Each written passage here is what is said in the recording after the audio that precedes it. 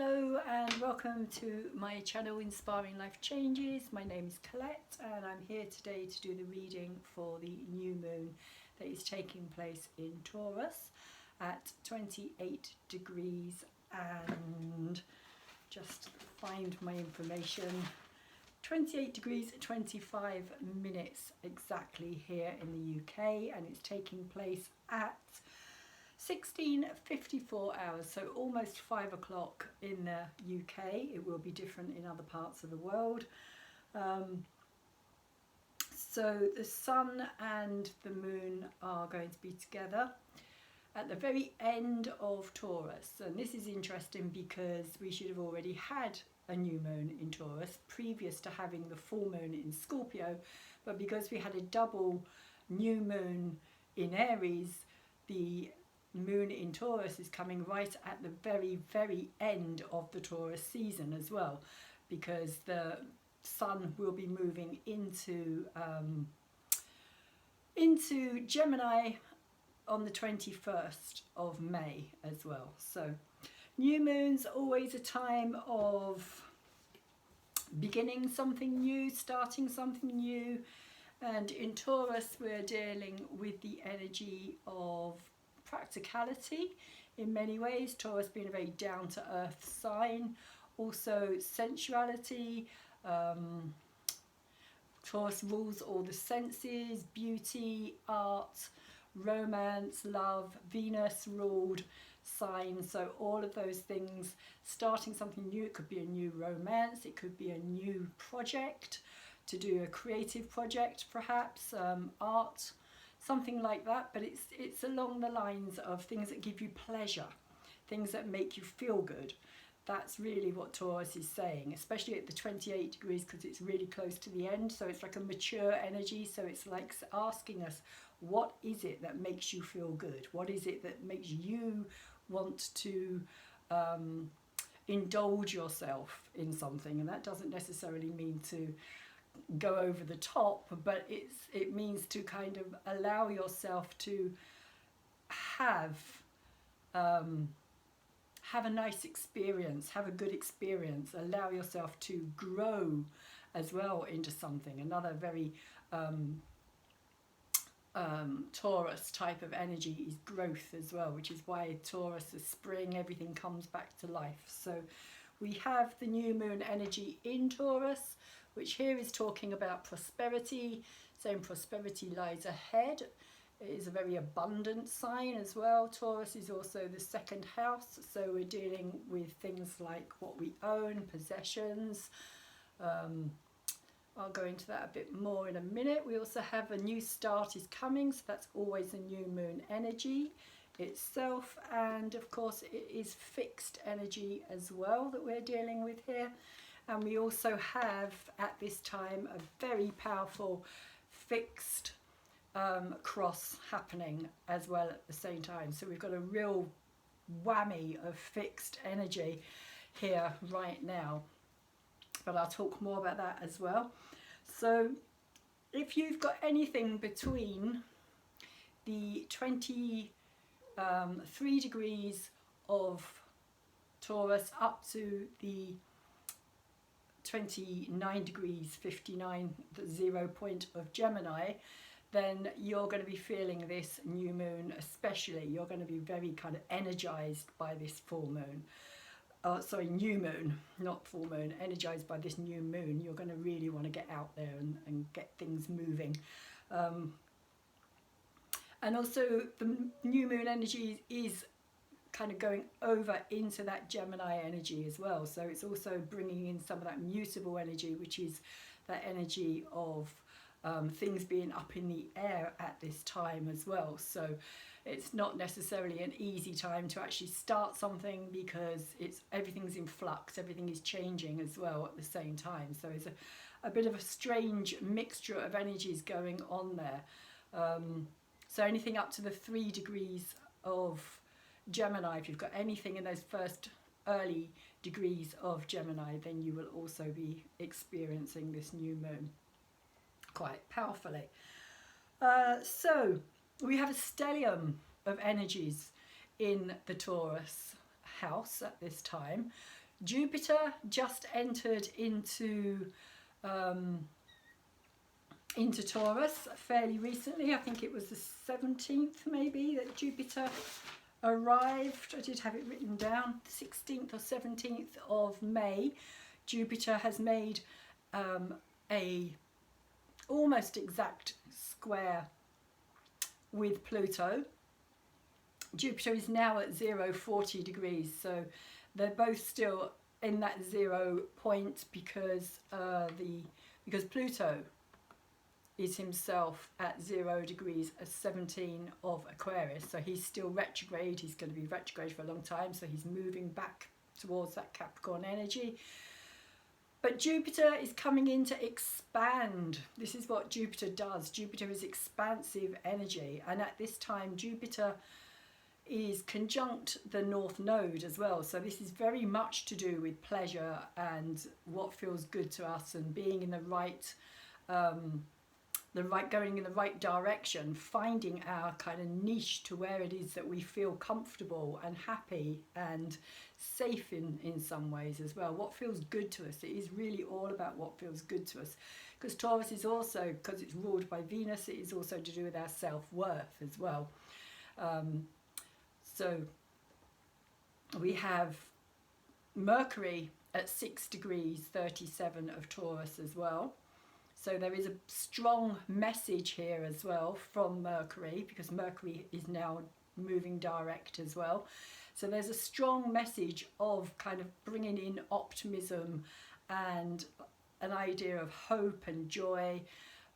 Jupiter, very expansive, very sociable kind of energy, likes to interact. Mercury is also very interactive, so, and Taurus likes a good gossip, so you could find a lot of kind of what's the word, sensationalism as well in some ways, because Taurus is the sign of sensation. It rules, like I said, it rules all the senses, and Jupiter can blow things up out of all proportion as well. So there could also be elements of that coming into our kind of psyche at this time as well, especially on the world stage. Again, listen out for the news at this time, because it could be quite sensational. There could be quite a lot of kind of shock and awe at this time, because we also have Uranus also in Taurus as well.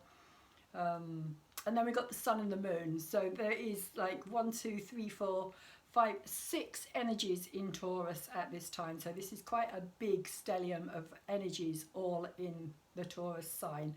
So it's really kind of bringing that Taurus energy to life just before the Sun kind of leaves Taurus and kind of moves into that Gemini. But it's really kind of bringing it into a real kind of crescendo, if you like, of energy there.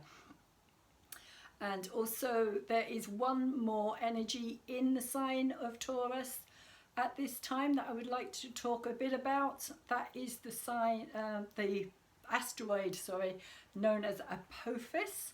And Apophis is, I'm going to read you a little bit about what Apophis represents, because it's quite an interesting asteroid. Apophis comes from the Egyptian,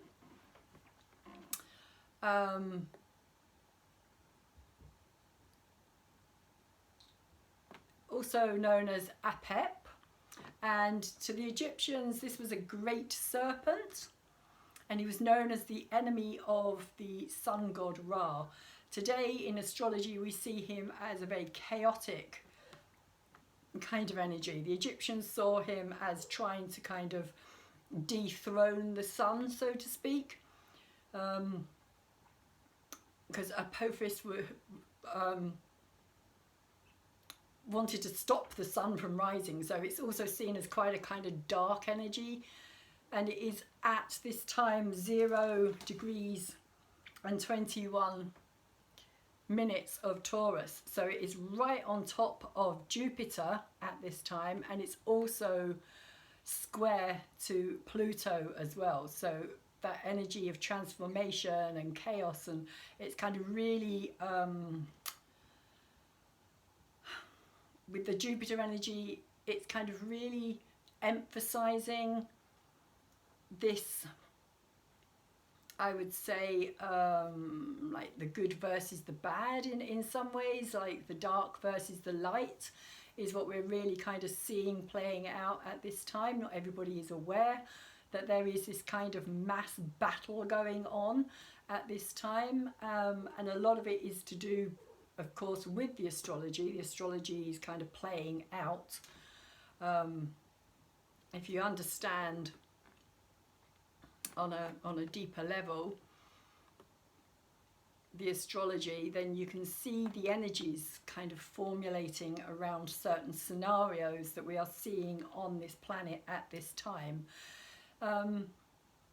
So Apophis was this giant serpent, this huge snake, and it's associated with earthquakes, thunder, darkness, storms and death, which again is another Pluto energy as well. So we're really kind of seeing this double energy of Pluto, kind of underworld type energy, if you like, the impermanence of things being very much brought into our awareness, or being made very obvious to us at this time as well. It's like something, it's almost like the final taboo. It's like death is such a taboo still, that we still believe that it is the end, the finality.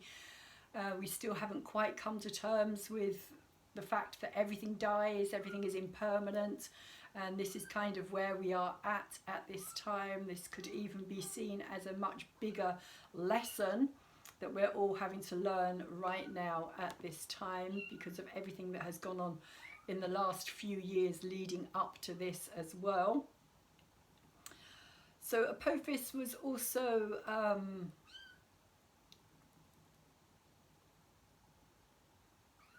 he was saved, or sorry, he was destroyed by a great cat that was known as Mau, which is spelled M-A-U, which I find really interesting, because that's of course like very similar to meow, which is said to be like, you know, the sound that cats make. So that kind of, I found that very interesting. But it's the cat that saves Ra by destroying this, like this serpent, this snake, this Apophis being. But he is, as I was saying, right at this moment in time, bang on top of, or Jupiter is on top of Apophis, this chaotic. And we are seeing a lot more earthquakes, we're seeing a lot more storms, we're seeing a lot more disturbance in general. I would also like to say that at this time, the outer Neptunian planets, the ones that I talk about in the Kuiper belt, are also playing a big part in everything that's going on right now as well. But going back to this actual new moon energy, we also have at this time, we have got a sextile going on here with Mars, who is just about to leave Cancer as well. So Mars is at 29 degrees and 26 of Cancer. So there's a nice relationship here between the new moon and Mars. Mars is giving it an extra boost. In Cancer, it's to do with the home, the emotions, childhood, memories. And Taurus and Cancer get on very well. Water and earth, they're very, what's the word? They're very supportive of each other. Sextiles are supportive energy, so one kind of feeds the other and they nurture each other. So one supports, in a way, earth is there and the water kind of feeds that earth, and the earth supports the water. So there's a very nice symbiotic kind of relationship that goes on between those two. Mars is kind of giving, like I was saying, that boost of energy, that kind of final kick, if you like, before he kind of moves into Gemini at the time of this new moon, to kind of get things really started or moving, to kind of fire things up a wee bit and get us really, like, it could be to do with the home, because both Taurus and Cancer are kind of related to home type of ideas and interests.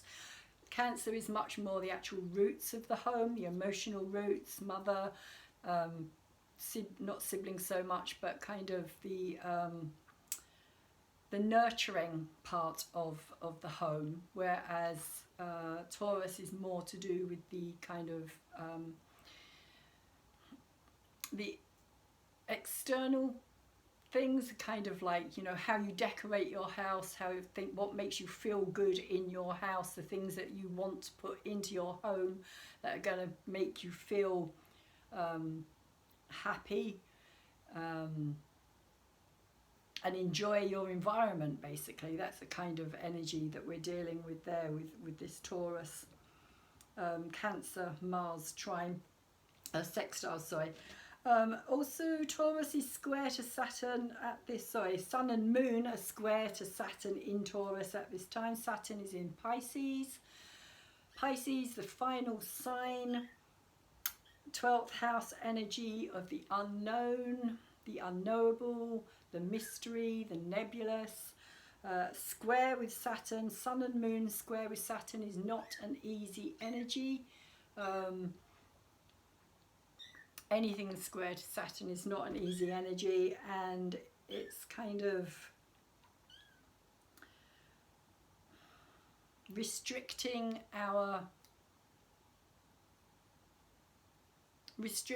pleasure in some ways. It's like, in some ways it's holding us back as well, but it's also on another level trying to maybe stop us from going too far, so that we don't overdo things, we don't overindulge, we don't overplay our hand, that kind of energy as well. So Saturn can also be although it's restrictive, it can also be quite a helpful energy in that way. It can stop us from making fools of ourselves, or not pushing the boat out too far too soon. Again, that Saturn energy in Pisces, I do feel as though it is helping us to kind of dissolve our structures around things as well, to kind of like allow things to dissolve and to surrender. Pisces has no boundaries. Saturn is all about the boundaries, as I've said before. So Saturn in Pisces is not the easiest of places for Saturn to be. And in this square to Taurus, which likes to have indulgence and likes to have things fixed, because it is a fixed sign, it likes to have things the way that it likes them. It's a difficult kind of dichotomy, if you like, between those energies. There's a challenging force there, because squares are 90 degrees, so they're always a challenge to us. They're always hard work. Saturn is all about the hard work as well. But with Saturn, hard work gives rewards as well, and Taurus likes rewards. Doesn't necessarily always like the hard work, but Taurus also knows that in order to be able to appreciate the better things in life, then you have to kind of like put in the work to get the results. But that being said, Taurus is also learning the lesson at this time as well, that not everything is about that hard work. Not everything is about, like, you can put your life into something and at the end of the day it doesn't necessarily mean that you're going to get back what you've put in. There is also a lesson there to be learnt as well. So that can be a little bit of a tricky energy there for us to deal with. The Sun and the Moon are also conjunct Uranus at this time. Again, it's kind of going with this kind of sudden changing, quick moving, kind of shock awareness, things changing very quickly out of the blue, sudden kind of bolts of realization, great awakenings, breaking down to break through. It can be very chaotic energy. It's the rule of electricity, and lightning, storms, all of that kind of thing, again to do with CMEs. The planet is being bombarded at this time because the Sun and Uranus have been conjunct. The Sun has gone over the top of Uranus, and they have been conjunct for about the last 2 to 3 weeks now, and they will be for a little bit longer as well. As Sun moves into Gemini, that conjunction is going to lessen, but it's still going to be there for a wee while yet. So we are seeing a continuous uprise at this time of volcanoes and earthquakes. Like I said, CMEs that are being let out by the Sun at this time are pretty damn huge as well. Our planet is being bombarded, which is also helping to kind of raise that photon energy as well, that light energy which is coming in. And photon light is very special light because it kind of goes through absolutely everything. It doesn't stop. There's no kind of like barrier to that light, so it travels right the way through the earth, and it's like a higher vibrational frequency of light as well, so it's constantly kind of upgrading and changing and shifting our own energetic bodies as well. And we're all feeling this at this time. We may not be aware that we're feeling this on a conscious level, but on a deeper level we're kind of feeling it, and we may be thinking, what's going on, you know, why do I feel weird, or like, you know, you may be finding it difficult to sleep and that kind of thing as well, or having kind of very weird dreams at this time. A lot of that is also to do with the Sun's activity right now. So this conjunction with Uranus is part of that as well. And then we've also got the Sun and the Moon sextile to Neptune. Again, that Pisces energy, but this is a sextile. So again, it's more supportive energy. It's more a kind of like an energy of allowing ourselves to let things go, rather than Saturn that wants to hold on to things, wants to keep the status quo, wants to keep things the way they are. Neptune and the Sun and the Moon are kind of saying let go and allow other things. Let go. It's like we can't keep things the way they are forever. Everything has to change. Everything has its time where things have to move on or change or transform. But of course, Neptune is also very much to do with, again, that unknown quantity, that kind of like, and the thing about Taurus is they do like to know. They like to know what's next. They like to have some kind of like itinerary in a way. It's like, right, if we do this, and it's like a routine. Taurus is very routine based in many ways. Not the easiest of signs to kind of surprise and expect to get a kind of good reaction.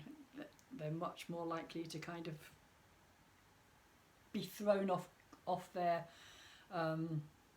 balance, shall we say. And so we also have the Sun and the Moon trine to Pluto at this time as well. So this Pluto energy is pretty strong still.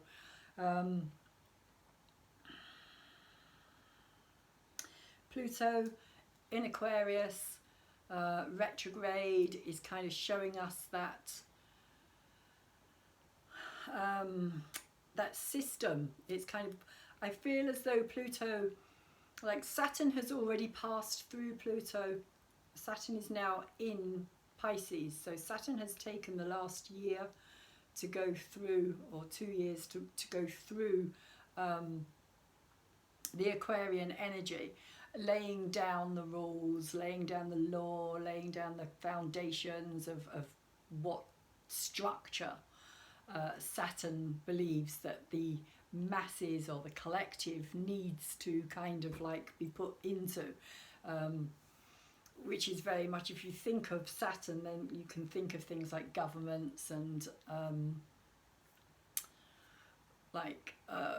bodies of people who want to control and dictate and tell us what we can and what we can't do. Aquarius being the sign of the people, the sign of the collective, the sign of the humanitarian. So that's all kind of been restricted for us over these last 2 years as well, particularly with Saturn there. But now that Pluto has kind of entered the picture of this Aquarius energy, he's also, although he's retrograding back into Capricorn, where he will be finishing off the job that he started back in 2008 when he went into Capricorn, and we had the huge banking collapse, because that's also very much what Pluto does. Pluto digs up, rearranges, transforms, particularly the things that are not that's the foundations aren't solid. If the foundations aren't solid, then Pluto will just remove it. It won't last. It won't stand a chance. So Pluto is doing the same with the kind of foundations that Saturn has tried to put down in Aquarius into that kind of collective consciousness of, this is where you're heading, this is what we're going to do with you, we're going to put you in this direction, we're going to put you into little boxes, we're going to give you a certain amount of space, we're going to tell you that you can and can't do this, and we are going to be the ones that control this. And Pluto is already kind of doing it, kind of working his way through those early stages of the foundations of what is not good for the whole, for the community, for humanitarian as a whole, what's not productive or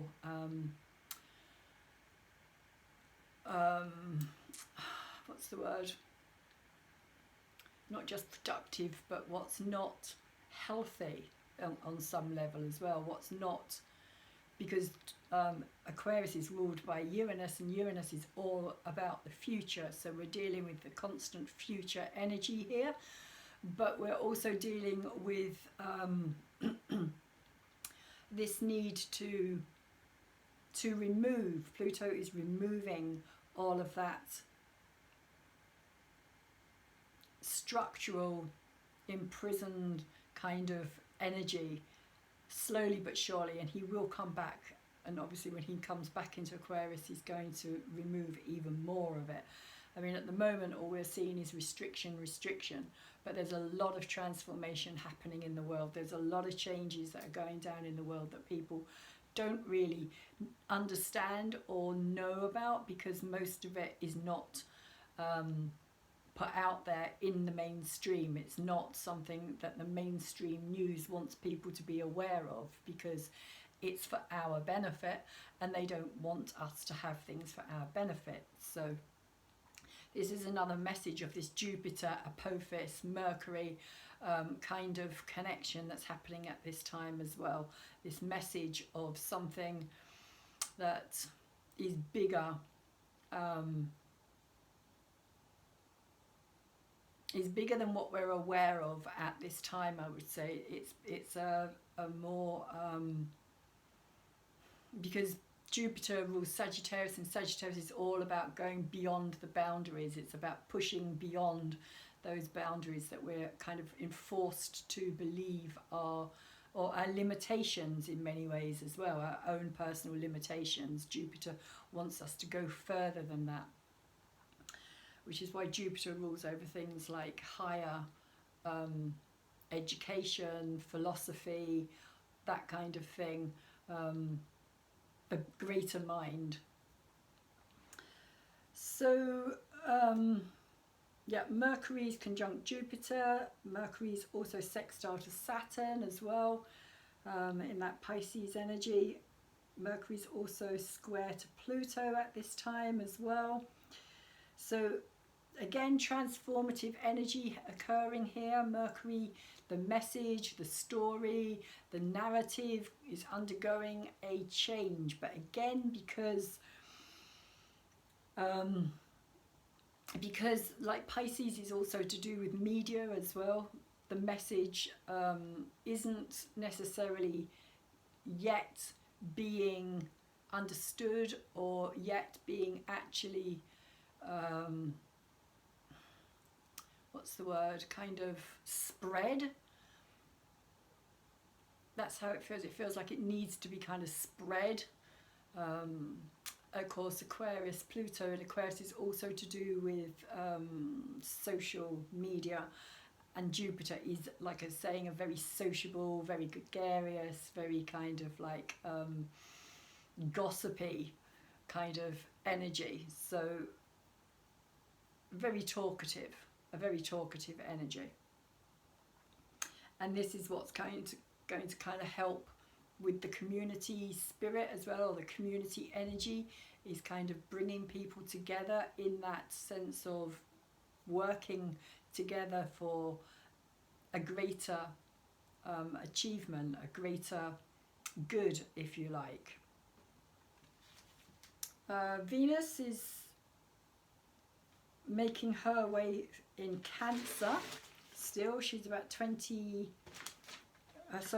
12 degrees, so she's kind of coming up for 13 degrees. She's 12 degrees 59, so 13 degrees of Cancer.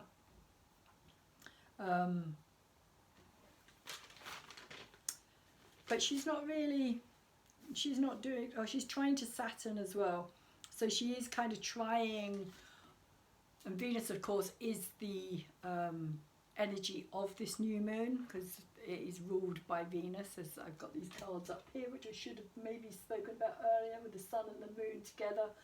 Taurus is the energy of I have, or possessions, money, finance, what we own, own self-worth. Venus is to do with love and beauty, and again self-worth, and the second house energy. So Venus is the ruler of this new moon, and in Cancer again it's kind of that very easy, Venus fits so nicely into Cancer. They're like a,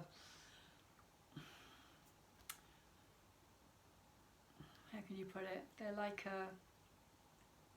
a cozy couple, if you like. They're very like Venus and Cancer, because Cancer is ruled by the moon, and the moon and Venus get on really well as well. They're very similar, feminine kind of energies. They both kind of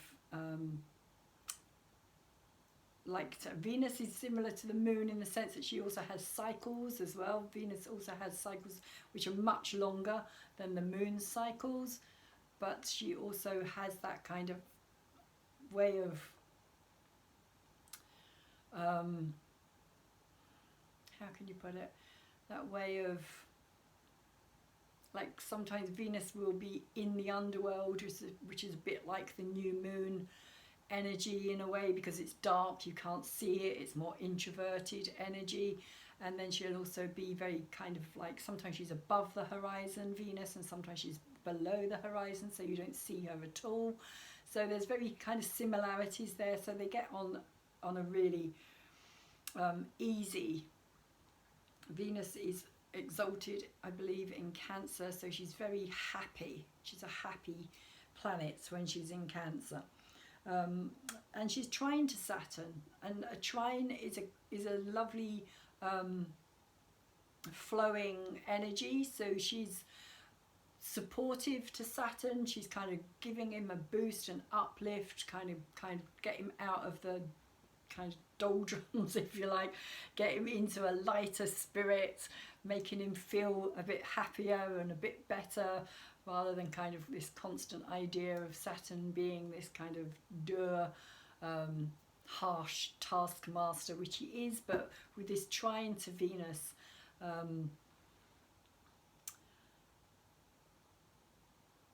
it's giving him a lighter side, shall we say, at this time. So that's helpful as well, because it kind of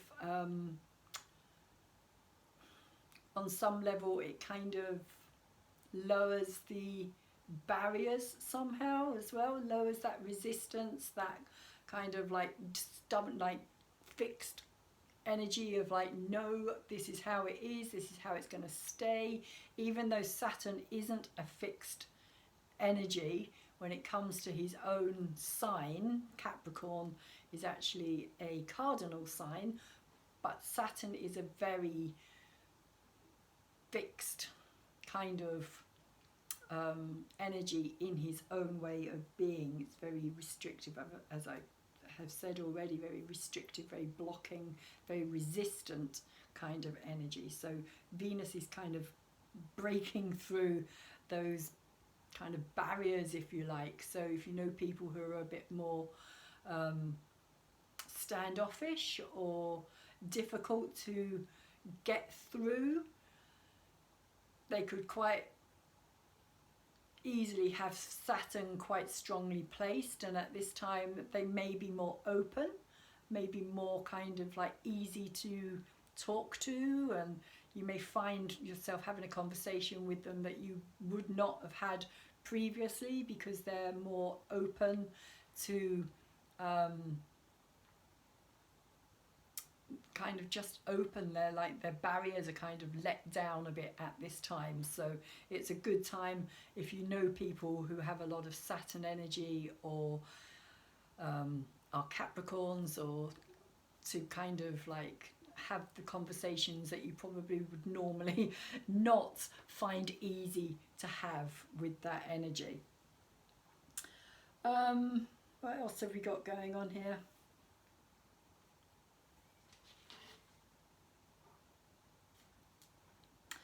Mars in Cancer is also square to Jupiter as well. Again, that's that kind of like fixed energy.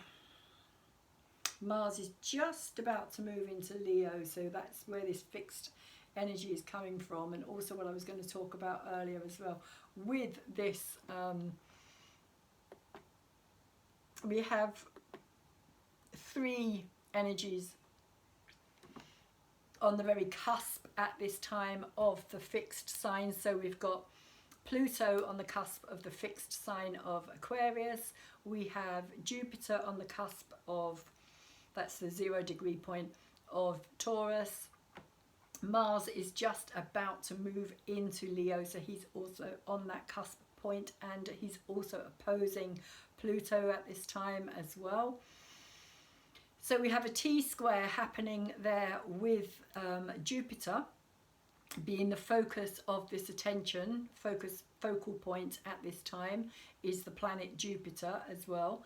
And so Jupiter is really expanding and really magnifying these energies, both the Pluto energies and the Mars energy, and also the North Node that Jupiter is conjunct. But is also, as I was saying, underlying all of this is this Apophis energy as well, which is kind of the chaos and the more kind of like random, unexpected, kind of similar in a way to the Uranus energy, but whereas the Uranus energy is more beneficial kind of energy, the Apophis energy is more I would say on some level more kind of like engineered, if you like, more kind of energy of not so much things happening out of the blue, but of things being created to cause as much chaos or destruction or disturbance as it possibly can. So these energies are kind of very strongly playing out at this time. And of course we also have the South Node at the 2 degree point of 2 degrees 51 minutes of Scorpio, and the South Node often gets ignored unless it's in an eclipse, when it needs to be spoken about, because eclipses only happen where the nodes actually are in any sign. So we actually have a very strong fixed cross at this time. So this is kind of like stamping.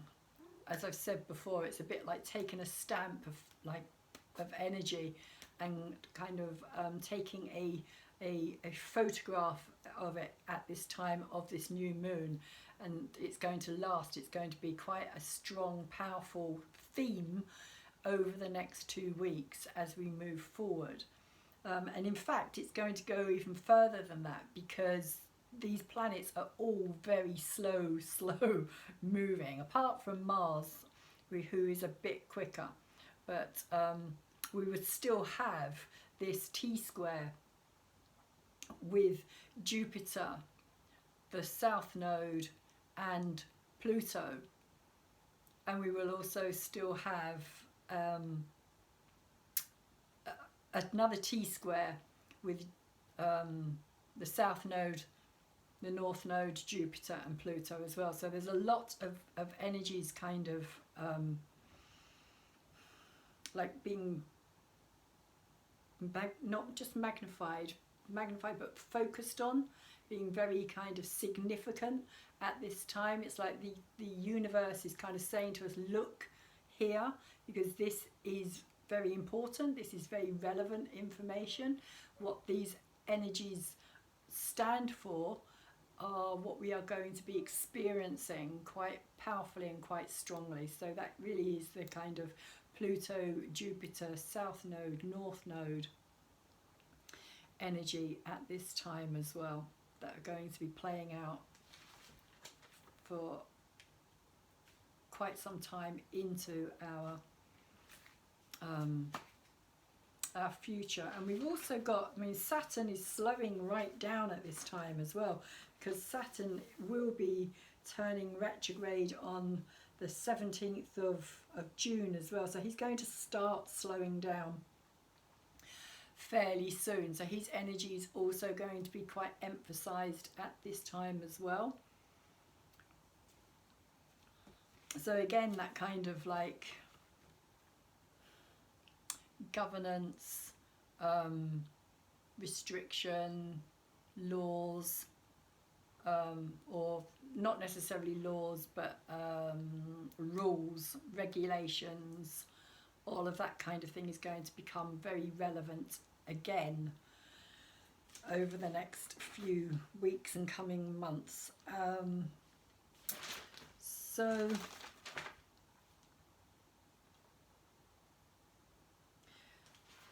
going back to,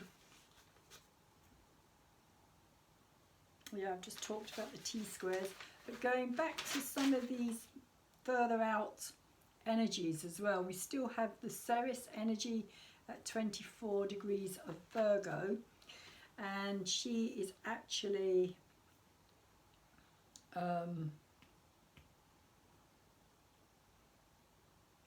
opposing at this time Neptune. Neptune being at 27 degrees, Ceres at 24. So there is this opposition with Ceres and Neptune. Ceres is the goddess of agriculture, food in general. In fact, like, she really does kind of rule the agricultural world, which is where we get the word cereal from, is from the goddess Ceres. And she is in Virgo, and Ceres is very much related to that Virgo energy. Virgo being the kind of the earth mother, and well, not the earth mother energy, but the kind of the, how can you put it, the harvesting energy, if you like. So it's harvesting the grains and the food and what it is that we need for our future over the winter kind of months up until spring and summer. If you go back, that was the time, and Ceres was seen as being very, very important, because the soil, it's like our ancestors knew how important the soil was, and that you had to have good soil in order to maintain food and to maintain life, in order for like humans to be able to carry on and sustain themselves and to take care of themselves, and for the animals and everything else. It all came down to the state of the soil, how the soil could feed us and give back to us. So Ceres is important in that respect, but she's also, it's in the health axis here, because Virgo and Pisces is all about the health axis as well. So we could be hearing more around the idea of food not being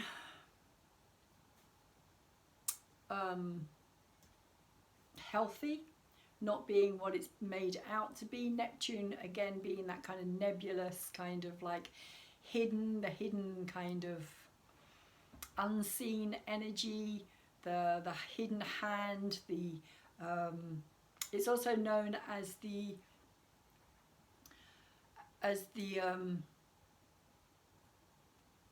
hidden enemy as well. Pisces energy has that kind of hidden enemy. So, and we are often our own worst enemy, even though we don't know it, because we can't see our flaws. And that's kind of what the 12th house is about. The Neptune energy is about us not recognizing our own flaws in things as well. So we tend to sabotage ourselves and not do the right thing or what is best for us. And that's kind of where I'm going with this idea of food and health and things not being as out in the open. There's a lot of hidden things in food that people are very, very oblivious to. And there has been for a long time. The food industry has totally destroyed the nutritional value of a lot of our food, and I think this is kind of something that we're going to be seeing more of and being made more aware of. And there's also the upcoming kind of shortage of food as well that people aren't really aware of, how severe that is going to be as well over these coming few years. The scarcity aspect of this kind of thing, which is why it's best to buy now and store food if you can for a future date, because that Pisces energy is very deceptive as well. There's a deceptive energy with Neptune. You can't necessarily trust that Neptunian energy, and yet at the same time, on a higher level, Neptune is kind of saying that if we can't trust ourselves, then we have to trust something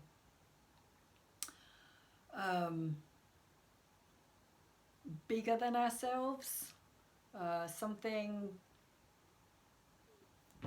that's more like the bigger consciousness, if you like, the bigger awareness. We have to trust that energy. If we can't trust our own actions, or there's just a very deceptive energy about Neptune. Although it is also very intuitive, it is also very psychic, clairvoyant. It works on a totally different level to a lot of other energies. But there's always that kind of, I don't know, that kind of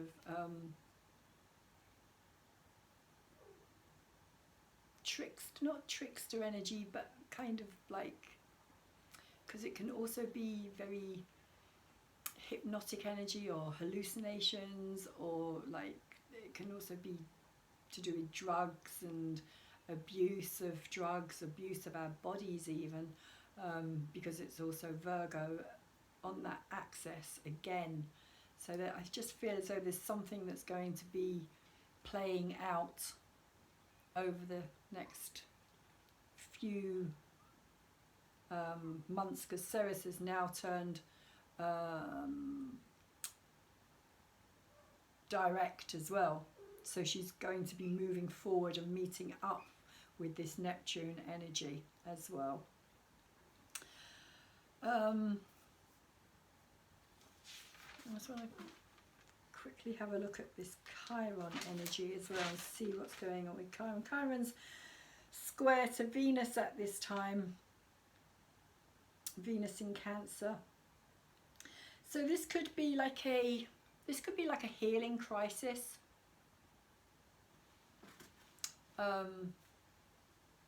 Yeah, that's kind of what I'm getting from this. Chiron at 18 degrees 16 is square to Venus at 12 degrees 59 or 13 degrees. So Venus is moving towards Cancer, so they're not yet fully square, but there could be this kind of element of a healing crisis here.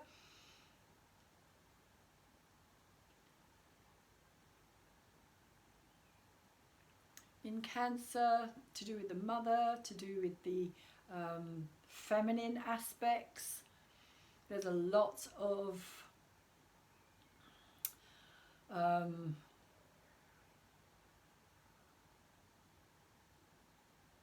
how can I put it without it being I mean, basically the whole female energy is really being questioned at this time as well. The whole like advertising, not using women but pretending they're women,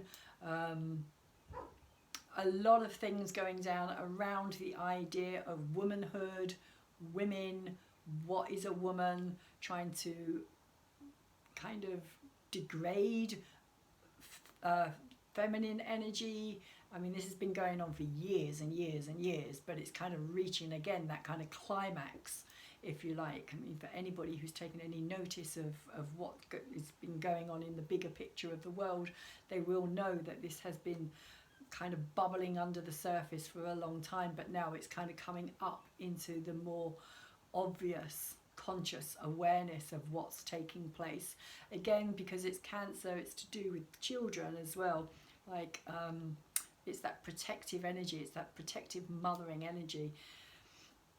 And I do feel as though there is this kind of healing crisis, because Chiron is about the wounded healer and trauma. And in Aries, it's very much about the self, it's very much about childhood, the baby, in the womb even. Like Cancer is the womb energy. If you take the placement of Cancer and you count it all the way around the zodiac signs, you get to Aries, which is the 9 months. Aries is the baby of the zodiac. So that's, again, it's that kind of relationship. So it's, I feel as though there's something to do with that whole agenda, or that whole idea around babies in the womb.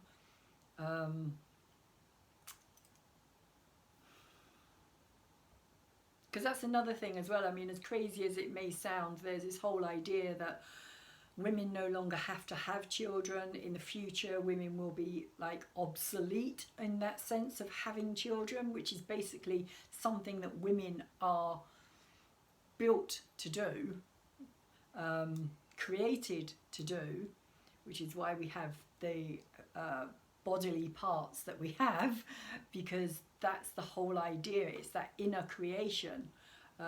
We create internally, which is something that the masculine energy cannot do. It creates outwardly, and I've spoken about this before. It's all outward creation. But again, if you believe in reincarnation, then we've both lived very many different lifetimes as both masculine and feminine energies. But coming back, it just feels as though there's a crisis building here, a crisis, a healing crisis on some level. And I will also bring in this Black Moon Lilith energy again as well, because Black Moon Lilith is going to be square to Uranus in Taurus, and she's trine to this Chiron energy as well. So she's going to make it very easy for things that are shocking, taboo to be kind of like spoken about, or that Chiron, I think this is the healing crisis. I really do. I think that what's coming is going to really shock, and with this square to Uranus as well, it's going to be a major shock to a lot of people's systems. And it is kind of building, if you like. We still have this energy with Hermia, who's now gone back to 29 degrees 27 of Libra. So she's retrograde. She's now back in Libra, where she was for a long time, going backwards and forwards over that 29 degree point last year. For most of last year, she was backwards and forwards over that point. And Make is still kind of 8 degrees as well. So they're both kind of Libra, that has kind of got those two energies at either end again. Hermia is the highway, the brain's just gone blank, the Hawaiian goddess of fertility and rejuvenation. She's volcanic, she's creative in that sense again, so we are also talking about the female goddess energy here as well, kind of creative energy in Libra. It's to do with like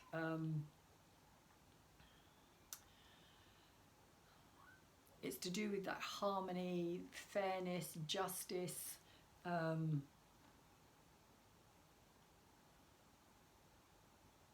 finding the right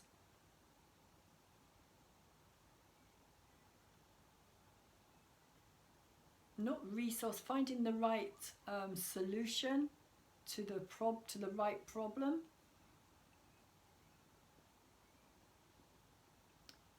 Justice, of course, kind of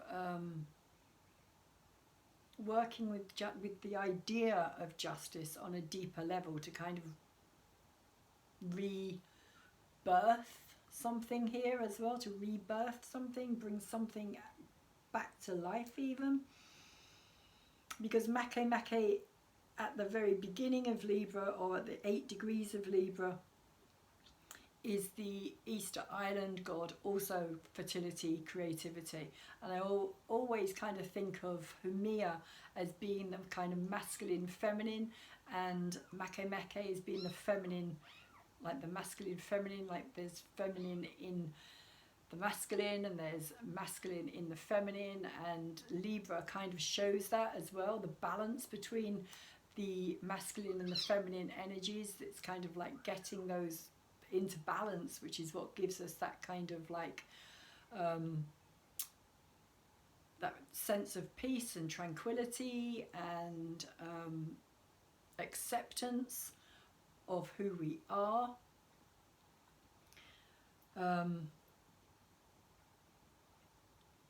But until we kind of reach that point, everything is really up and down and all over the place, and that's kind of where I feel that things are at this time as well. We've also got Pholos still in that 8 degrees 26 of Capricorn, so Pholos is still working with this Make energy in a square.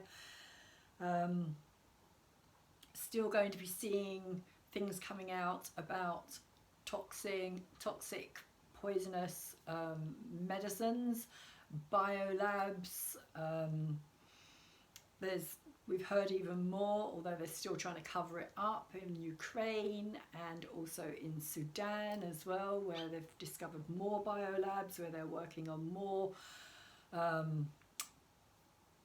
bioweapons, things that they really should not be messing about with, not messing about with nature. That should be a big no-no, absolute no-no. There's certain lines that should not be crossed at all. And this is kind of where we're going to kind of get to at some point,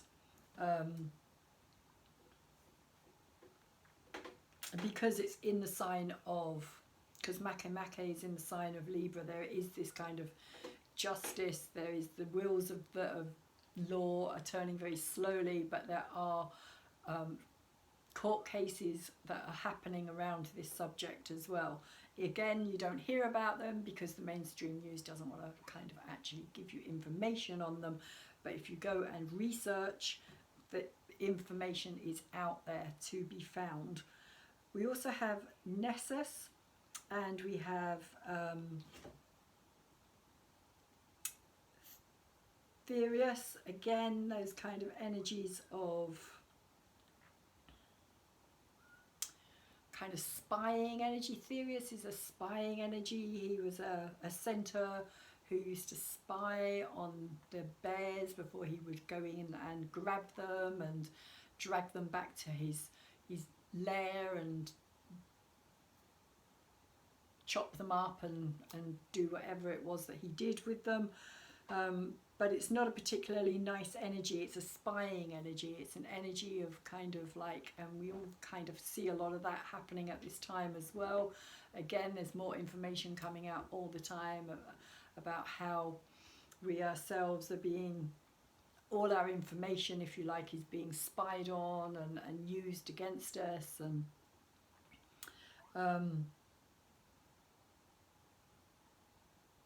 And Taurus in Virgo is very particular. It's very much about the details. It's very much about getting the specifics of things, getting right down into the nitty-gritty of something. The devil being in the details really is what Virgo is all about. And Nessus was another centaur who was brutal. He raped the wife of Hercules, which didn't go down very well. But it was also Hercules' downfall as well. And he is in Pisces, so that is like the hidden, as I was talking about earlier, it is like the hidden enemy, if you like. It's the hidden enemy that you're not aware of, because what Nessus did to Hercules' wife was convince her that his blood, which was toxic, because Hercules killed him after he was ferrying his wife across the river. He decided halfway through getting her across the river, Nessus decided he was going to rape her. Hercules saw what was happening. He had one of his poison blood arrows, shot it, killed Nessus, turned Nessus' blood to poison. Nessus then managed to convince Hercules' wife that that if she took his shirt that was soaked in that blood, that Hercules would never be unfaithful to her. And many years down the line, she thought that he was going to be unfaithful to her, so she got Hercules to put this shirt on, and Hercules died from wearing that shirt. So even though she changed her mind, he was away somewhere at the time, and she tried to get somebody to stop him from wearing it, but this person was too late, and he actually ended up dying after all the kind of 12 trials that he'd been through and conquered, and it was actually his own wife who managed to defeat him in the end, without even realizing what she was doing. So there's a kind of hidden energy about this Nessus itself. There's a kind of like what's the word? Again, deceptive, that hidden, cannot be trusted kind of energy, something that's not quite right. Not quite right is kind of the best way to put it. Something that's not acceptable.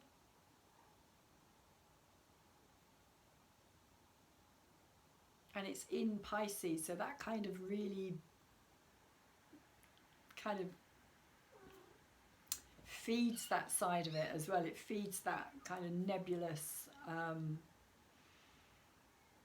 untrustworthy,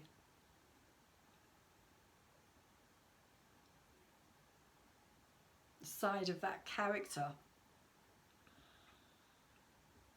So again, going back to this kind of idea of being spied on with Nessus in Pisces and Taurus in Virgo, it's that that health axis that we're dealing with again. So again, we could be hearing things around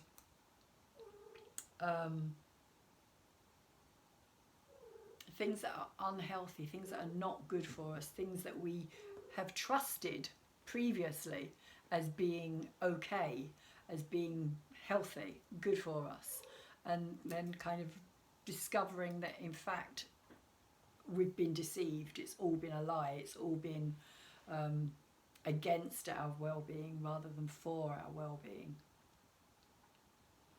And that could also relate to the medical procedure as well.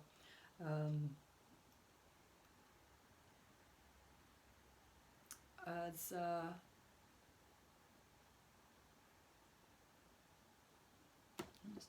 check that out.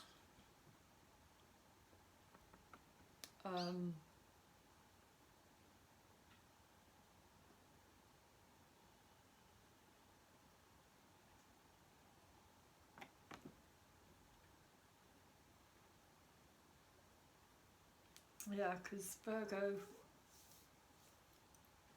is trine the Pholus kind of energy as well.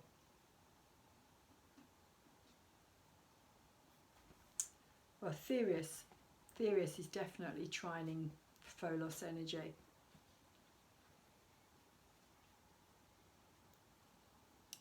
So yeah, we could hear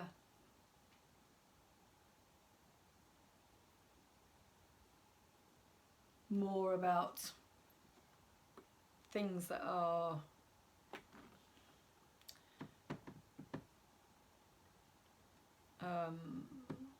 not beneficial, are the words I keep getting. Not beneficial for us, not healthy, not good for us. Go against our well-being, our mental state of well-being as well, mental capacity, our mental well-being, because Virgo is also to do with the mind as well, being ruled by Mercury as well as Chiron. So I always think of Virgo as being healthy body and healthy mind.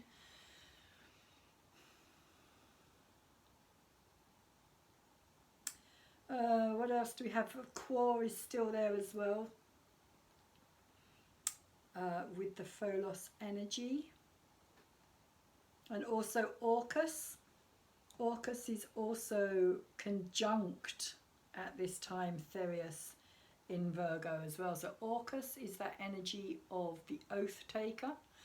And for anybody who doesn't listen to mainstream news and is actually listening to alternative media, you will be hearing a lot about the oath taking at this time because of everything that's going on, particularly in the United States at this time, but not just in the United States, also in the UK as well, because there's a lot of backtracking on a lot of things that were supposed to have happened already, and now there's kind of oath breaking by these people who are supposed to be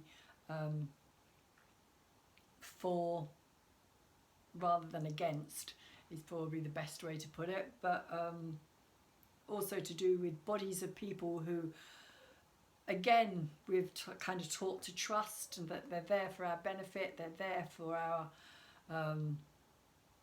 well-being, to take care of us, to look after us, and we're finding out more and more all the time that this is not the case, that they're actually working against rather than working for or with us. So this Orcus Taurus is very interesting conjunction, because it's like the spying and the oath taking. So it's like the breaking of the oath, the spying of the people, the kind of like going into a particular office of, when I say office, I don't mean kind of like just a square room. I mean a kind of office, an overhead of a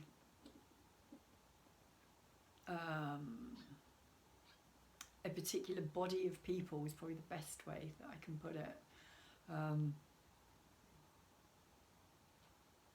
And kind of infiltrating into something that was supposed to be for the good, but has turned out to be something that is being used against the people. And that is very much this kind of like awareness of this Taurus and Orcus conjunction here. We also have Salacia still in Aries as well. We've got Manway still connecting to that 0 point of Aries as well. So the axis Mundi is still being activated at this time, which is activating all of the cardinal signs. So that's Libra, Capricorn and Cancer energy, all kind of like being activated at those early points, which is kind of showing why we're getting all of this stuff playing out on the world stage right now as well, why it's all coming to a head at this time, which it really is if you know what's going on in the bigger picture at this time. We also have Sedna still at that 29-degree point of Taurus as well. So Sedna is another energy. So altogether we've got about 8 energies, I think, in Taurus at this time. 1, 2, 3, 4, 5, 6, 7 with Apophis, 8 with Sedna. So 8 energies. That's a massive stellium of energies all playing out at this time. And Sedna is that energy of dissolving, of kind of like letting go and releasing. Very similar to the kind of Piscean, Neptunian energy of just letting things go, just releasing, just kind of accepting.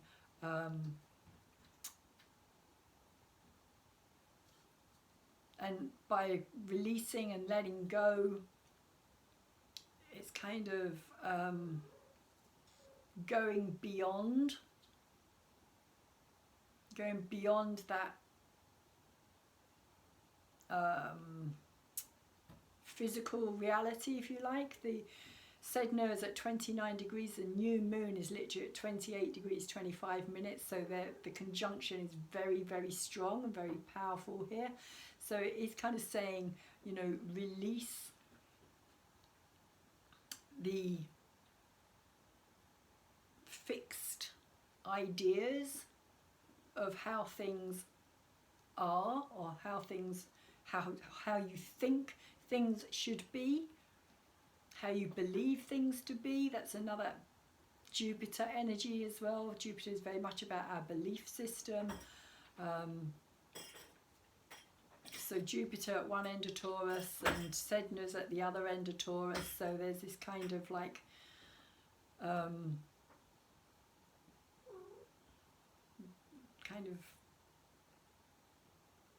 what's the word? Juxtaposition somehow, like, but I'm getting this kind of feeling of just releasing and letting go, and Jupiter kind of expanding on that, and then kind of like you release one thing and then something else comes up and kind of like disturbs your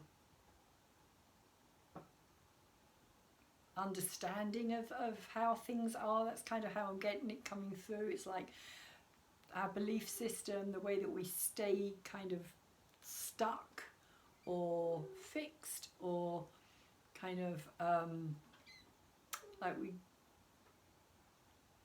almost, like it's almost a feeling of loyalty in a way, loyalty to our own belief systems, and that to go against that would be like going against ourselves, when in fact that isn't even really a thing, if you know what I mean. It's like it's just a belief system. It doesn't necessarily mean that it's a reality.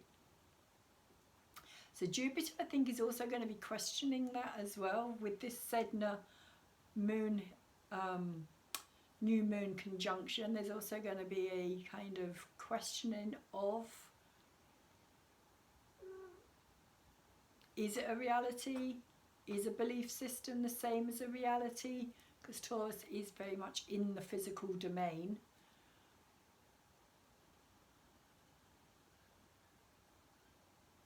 But it's also sextile to Neptune as well, and Sedna is sextile to Neptune too. So there's also this idea of things not even being real, almost like if you think of it on a higher kind of vibrational level, it is all just energy, it's all just not even solid, is what's kind of coming through here, like the non-solidness of what we perceive to be solid isn't really actually a solid real thing. So I think that's where I'm going to leave that. I did mean to pull a card earlier on today to start this reading. I was going to pull one of these wild offering cards, but I managed to just jump into the reading instead. I'll tell you what I do want to read though is the Sabian symbol, because I often forget to read these now. So the Sabian symbol for the 28 degrees of Taurus is a person in middle life stands in rapt sudden realization of forgotten charms in unexpected recovery of romance.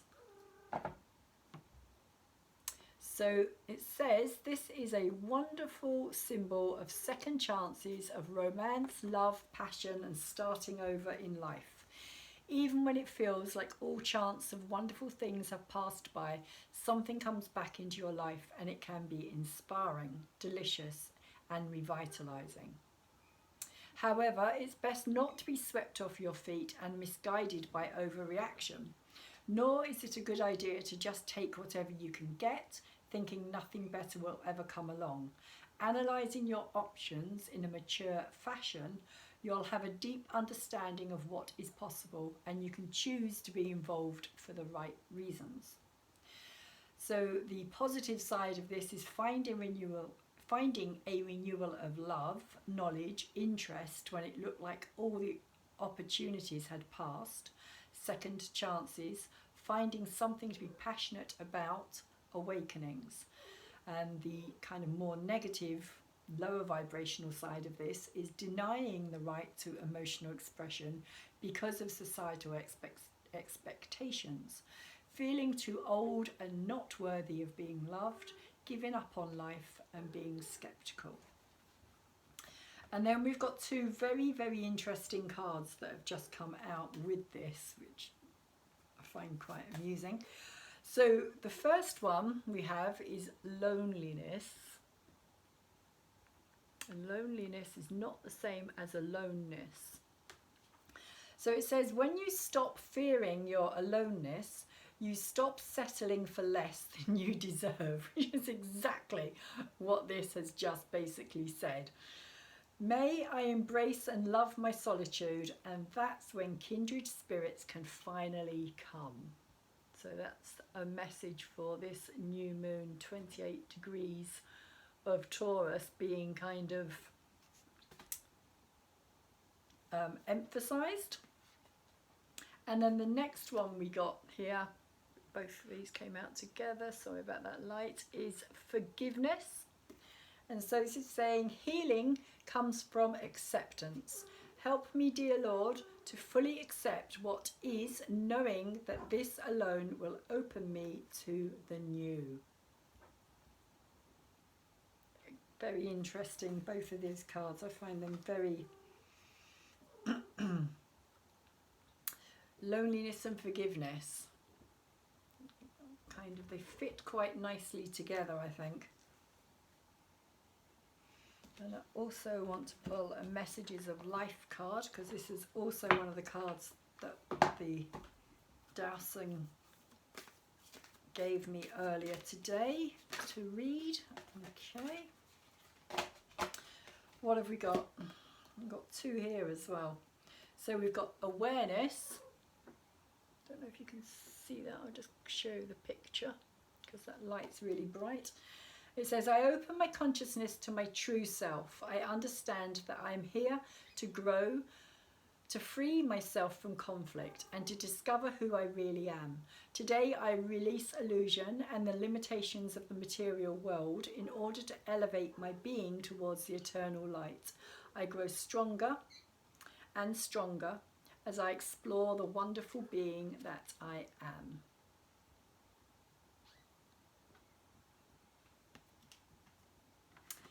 And the second one here is the inner sense. Today, as I quiet the noise of my mind, I become aware of the voice of my heart. I listen closely to my inner voice. I trust myself and develop confidence in my intuition. My inner truth is divine truth. I allow it to influence and guide me every day. Very bright as well, sorry about that. Glaring lights there. And lastly, I would like to pull a crystal diva card. I haven't read these cards for quite some time, and they came out very strongly, in fact, today. Very, very strongly. So, again, we have 2, which is 29 obsidian. And we have angel light, which is self-expression. So I'm just going to read them briefly. 29 obsidian.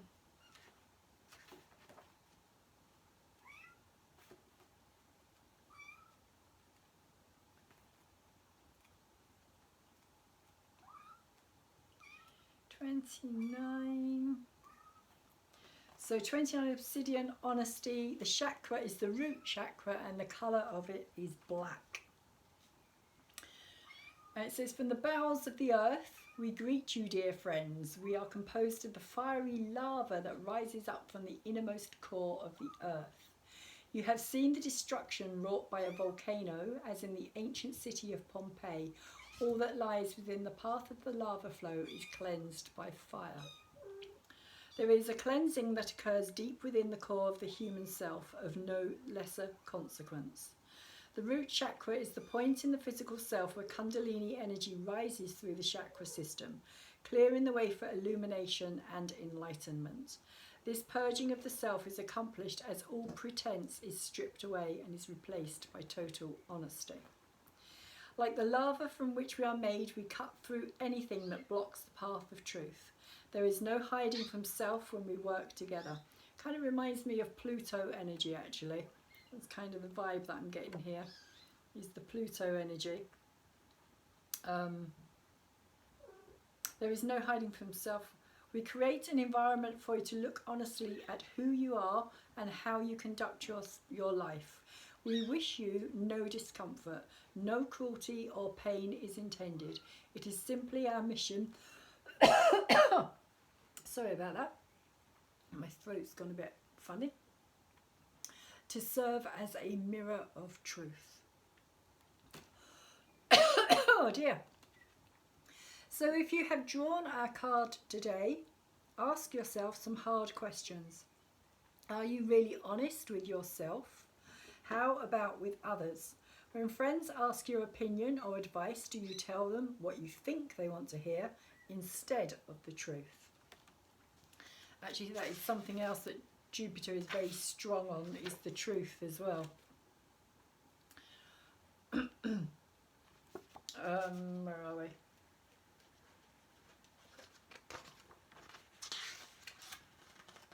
You may be trying to be kind. Perhaps you do not want to hurt their feelings, or you may be afraid that if you are honest, they will no longer like you. Every time you tell a lie, you tell yourself a second lie, that it is okay to be dishonest. You say it was only a little white lie. In this way, you hope to justify that it was not malicious or harmful. You have probably never given any thought to what exact one lie may have on the entire universe. Lies create an actual veil that clouds reality from humans. This is a difficult concept to comprehend. It is difficult to explain. The act of dishonesty creates a fog-like trance state which obscures the true purpose of humans on the planet. It kind of reminds me of the Neptune energy as well, the kind of fogginess of Neptune, the cloudiness, the confusion. During the course of the evolution of this planet, there have been those who have set into motion certain scenarios to control humans. Illusions were created that kept all of humanity from seeing the beauty and the truth of life. One of the most successful devices has been the use of emotional states to confuse, to distract, and to detour. Lies are an emotional tool that contributes to the deception. Dishonesty is not the only culprit, which is really interesting because that has been something that I felt very strongly throughout this whole astrological reading, was the kind of deception behind everything at this time.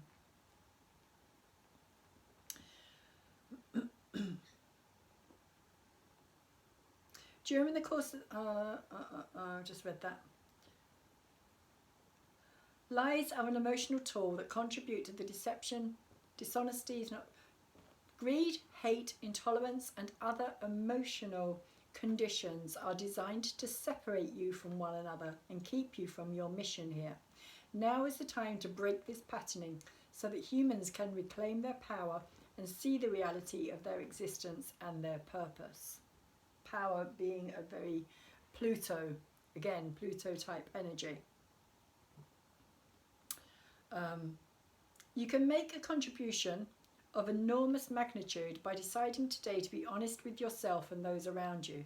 Start in small ways. There are opportunities every day to choose to tell the truth instead of a lie. Someone asks, "How are you?" Usually you say fine. The next time it happens, if you are not doing so well, say, "Well, I've had better days." It is true most people are just being sociable and may not want to hear how you are in the first place.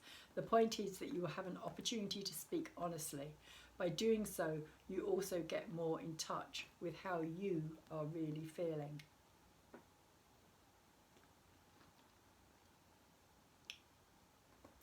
Some humans find the game of deception exciting and seductive. They may juggle any number of intricately woven dramas at the same time to see how much they can get away with. They may even fool all the people all the time, but ultimately the greatest damage they do is to themselves. The truth is how things really are. A lie is an entanglement that strangles the human spirit and kills integrity. Observe the times that in thought, word and deed you are truthful to yourself and to others. Your gift will be a heart free of guilt and full of light. An honest life is an honourable life. The courage you exhibit in being honest will inspire others to be the same. The power of your honesty will reverberate across the universe. In the spirit of truth, we are your friends. It is very interesting because the Pluto-Jupiter square is kind of reflecting this as well, I feel. Jupiter being all about truth and Pluto being about power. So the power of truth. Very interesting. We do have another one. We do also have Angel Light, but I'm not so sure about reading that one. It is self-expression though, so it could have something to do with this card here, the honesty of self-expression as well. So I'll read a bit of it and see what it says. So the chakra is throat and it is the colour blue, which is interesting because my throat just went a bit weird while I was reading. My cats decided to jump up on my table. So angels are your unseen friends, always at your side. They are your constant guardians and helpmates. Many of you were incorrectly taught that angels are accessible to you only when you die. Angels are ever near and available to you. Most of you have probably had experiences with angels in your life. Perhaps some miracle occurred whereby you were protected in an accident. Maybe you were stranded with no apparent chance for help when someone happened along. These may have been angelic interactions. Angels are not only in heaven as you picture them. Some angels have volunteered for service on the earth plane. They walk among you every day. You may be working with the angelic kingdom yourself, although you may not be consciously aware of it. If you bring joy, hope, friendship and laughter into the lives of others, you may be an angel. Other life forms have also volunteered to work in an angelic capacity on earth. There are representatives in all the kingdoms. We are one of these. We are not the only mineral working with the angelic kingdom in this way. Perhaps others in the mineral kingdom will share their angelic work with you. It is our honour to speak with you, human sister or brother. Our colour and name are intended to remind you of the accessibility of angels. Our colour is that of the heavens, the blue sky above you. Our name is significant because we work closely with the angelic kingdom in a cooperative mission here on earth. As a messenger from the angelic kingdom who was chosen to work from the earth plane, we do all that we can to help the earth function optimally. You are aware that the earth's physical and spiritual bodies are under great stress. The continuing pollution and degradation of the earth's land, oceans and atmosphere present a tremendous challenge for all of us working for the earth's good. The earth is a great spirit and will survive, although many of its life forms may not. There was a time when the human kingdom worked with the other kingdoms continuously. However, over the millennia, with your individual pursuits and preoccupations, you forgot that our first directive was to protect our mother, the earth. We do not chastise or blame you for this. Please do not misunderstand. We know that forgetting was important to your learning and growth, individually and as a species. Remembering is also part of that plan. All kingdoms have diversions which lead us from our paths. Ultimately, we return in a fuller way. It is the way of evolution. We call upon you now, brothers and sisters, to use this remarkable talent of self-expression. The throat chakra is the centre of expression, and humans are particularly gifted in using the voice and words. Whether you are more comfortable using words orally or in written form, we ask you to speak out as an advocate for planet Earth and all its inhabitants. Be an example for your fellow humans and also for some non-terrestrials who are gathering here for the millennium. So this book was written before the millennium. So there is a universal interest in this next step of enlightenment for the planet.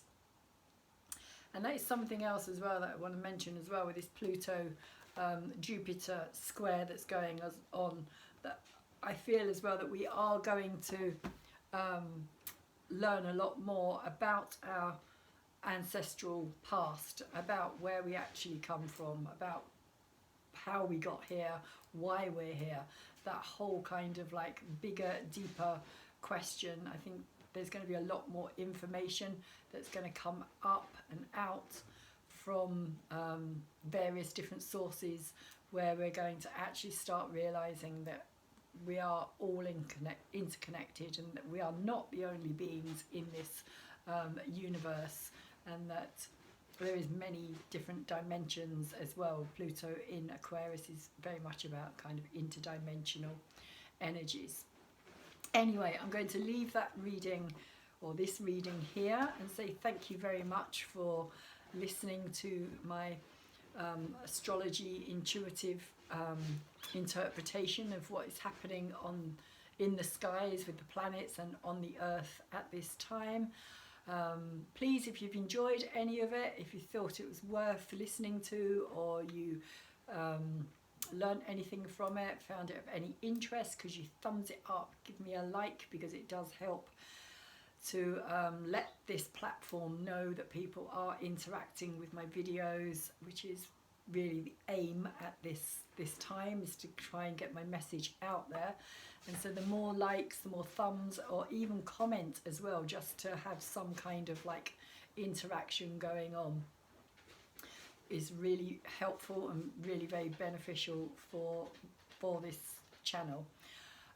So also, if you feel like sharing it, that would be great as well, just to help get the message out there to people who may be interested.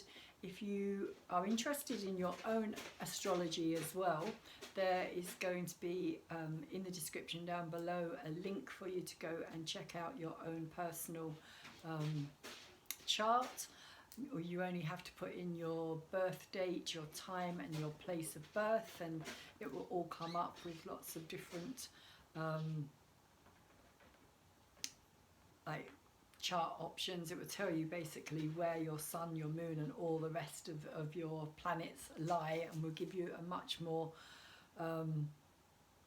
deeper understanding of your own personality and the bigger picture for yourself as well, which I just think at this time is very, very important for us to understand ourselves on a deeper level as well, and to help us to realize why we behave the way we behave, and why the world is kind of like the way it is at this time as well. So anyway, again, thank you very much. I'm going to go because my throat's getting incredibly dry now, and I really do need to have something to drink. Thank you again for listening. Hopefully I'll see you again next time. Please take really good care of yourselves at this time, and also for anybody else that you can. That light in my glasses is really annoying. So anyway, I'm going to leave it on there and say thank you again, and hopefully see you soon.